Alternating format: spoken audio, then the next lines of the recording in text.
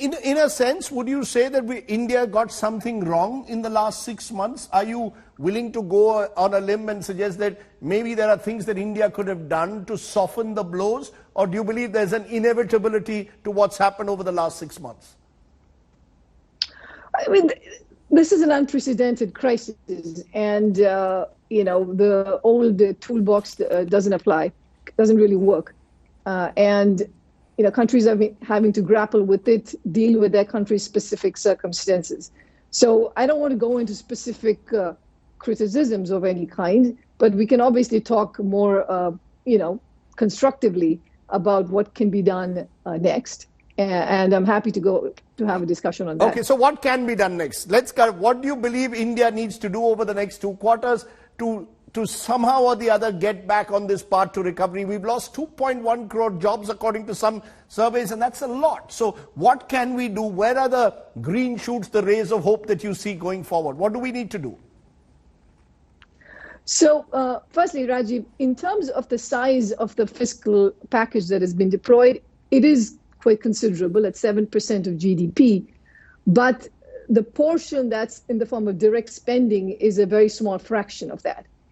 A lot of it has been in the form of liquidity support measures, credit guarantees, loan guarantees, and much less in the form of direct spending, which is putting income directly in the hands of low-income households, directly in the hands of SMEs. And I would say that has to be rebalanced. So I would say that we need more. India needs to do more in the direct spending, component. And you can do that also by expanding the coverage of the people who are receiving the income. So kind of cover the urban poor, cover migrant workers.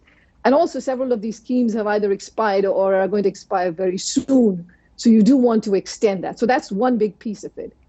The second piece is on monetary policy. There's been considerable steps taken. We see the scope for further easing. Now, there is this transitory effect that's come from food prices on inflation, but once that softens, and because there's such a low level of demand, we would expect to see inflation come down. There would be space to do more easing. And a third piece of it, and this is the government has announced several measures, is on public investment. And that would be another, a big step that can be used to bring back growth and bring back jobs. Because, the real concern seems to be with demand. How do you stir consumer demand? How do you revive consumer demand? How do you put money, as you said, in people's pockets? Would you, therefore, support more direct income transfers? Do you believe that is one way forward?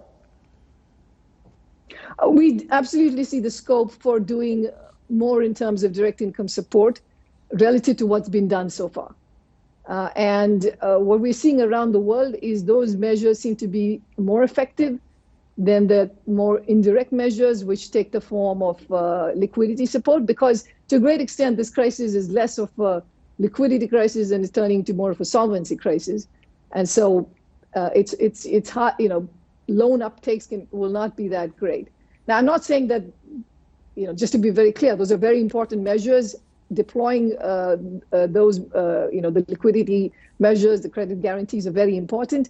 But I think the formula has to change a bit more towards the direct spending side.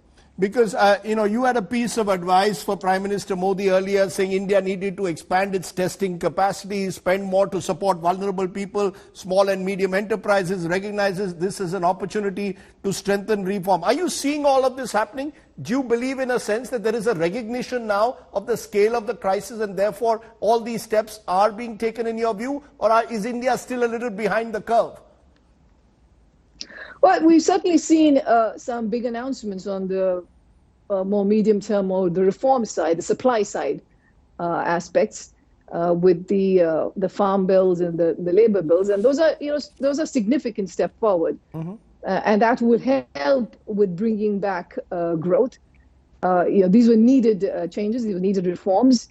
Of course, again, a lot also depends on the implementation, but these are significant steps now. But there is a near-term crisis also, which has to be dealt with.